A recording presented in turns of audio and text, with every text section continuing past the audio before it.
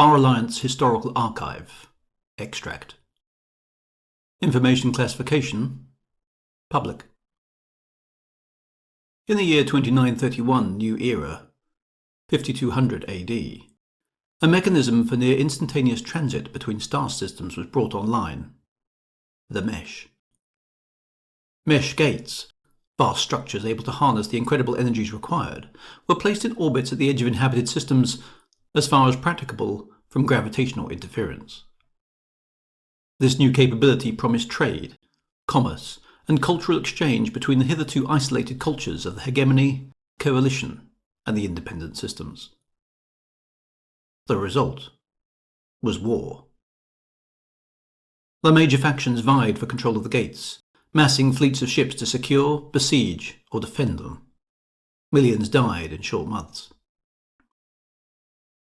The conflict was negotiated to a halt, and the final resolution begat the creation of the Navigators' Guild. Given exclusive operating rights to the Mesh, they became the gatekeepers between systems, loyal to no faction but themselves, controlling outbound access to every accessible star system, and enforcing peaceful coexistence between the disparate circles of humanity. The only restriction placed on the Guild was that they were forbidden from operating their own fleets of spacecraft. The peace held for 51 years. Prologue. Location unknown, system unknown, affiliation unknown. A starship. Reflecting in the metal hull was the glow of a planetary horizon, with a thin orange curve of atmosphere backlit by an eclipsed star. Already deep in the thermosphere, the ship was fast approaching the thicker layers of gas as it plunged downwards. Exhaust gases vented from various lateral thrusters along the dark-hued hull. The ship spun one way and then the other, rotating and yawing in an attempt to align itself. Damage was evident along the vessel's flank. A section of the hull had been peeled away by some kind of impact, and the hull bore testament to offensive fire, being blackened and scarred, burnt and scored. Vapours were pouring from gashes in the craft, leaving a plume behind the vessel which simultaneously boiled and froze in the vacuum of space, leaving a drifting, crystalline wake. The vessel attempted to correct its attitude again, overcompensating in another direction. The reason for its distress became clear. Many of its manoeuvring thrusters had either been damaged or rendered inoperable by whatever had befallen the vessel prior to its desperate crash dive. A bow shock of superheated gas flamed in front of the blunt nose of the ship. Within moments it was a blinding glare. The ship began to spiral out of control into a flicker of light pulsed from one of the main engines at the rear. It was a deft touch, jolting the errant vessel in line with its trajectory. The increasing effects of aerodynamics took hold and the ship stabilized, tilting nose up, its underbody resisting the furnace blast of compressed air around it. Beyond the ship, the blackness of the depths of space was swiftly brightening, first to a gentle azure, and then onwards through the spectrum, thickening to a hazy orange. This was no benign and breathable atmosphere, but a noxious combination of nitrogen, carbon dioxide, and sulfur dioxide. Across the night side of the planet a flaming trail appeared in the sky, lighting up the surface for kilometres around and bringing an unfamiliar glow to the sky above the tidally locked world. It was arcing towards the glowing horizon, fading as it did so. The pressure was rising about the ship as it plummeted down, to a level even fragile humans might find acceptable. Yet the ship was slowing, the incinerating hell that surrounded it fading away as the velocity ebbed. By the time it approached the terminator of the world below, it was gliding downwards, having survived the heat.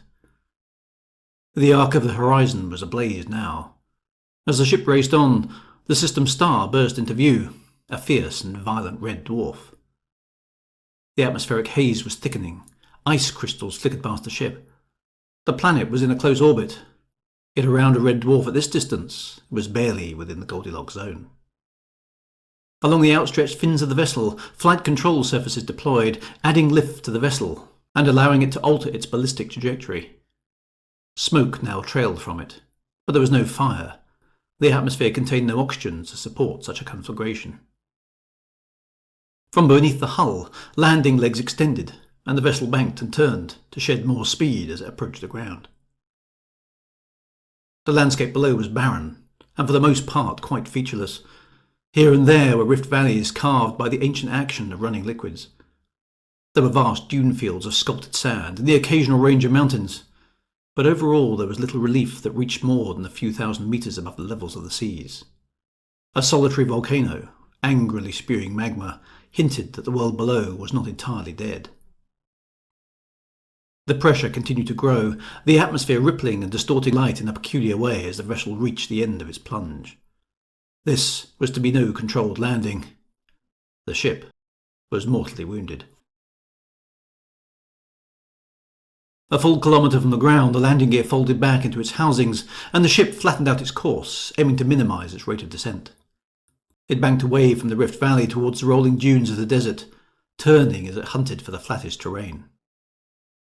The hull of the vessel flashed across the ground, sucking up a wake of sand and grit behind it. It crested a dune, shedding speed, the impact buckling the hull. All semblance of control was lost. The laws of physics were the sole masters now. The beleaguered vessel yawed into the next dune, spinning away from another impact.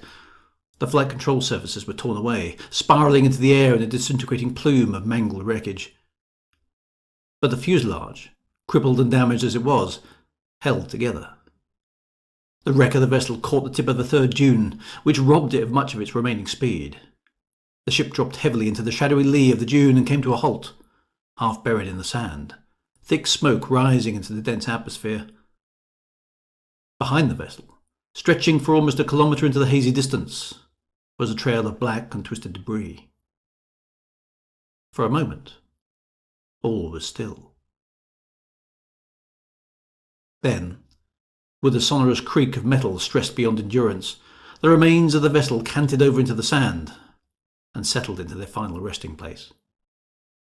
The smoke did not last long. The hull was quickly saturated by the atmosphere outside, and everything within was smothered. Nothing emerged from the wreck. The faint navigation lights flickered and faded out. The unending peace of the inhospitable world, rudely punctured by the strange invader from space, resumed as if nothing had changed. Sand, blown by the gentle but thick and heavy winds of the world, began to grow against the darkened flanks of the wreck. Within a few weeks there would be little evidence it had been here, buried forever in the shifting sands of an alien world. And yet, the peace of the remote world was shattered a second time. Far above, smoky streaks cut across the hazy sky and a bright light flickered.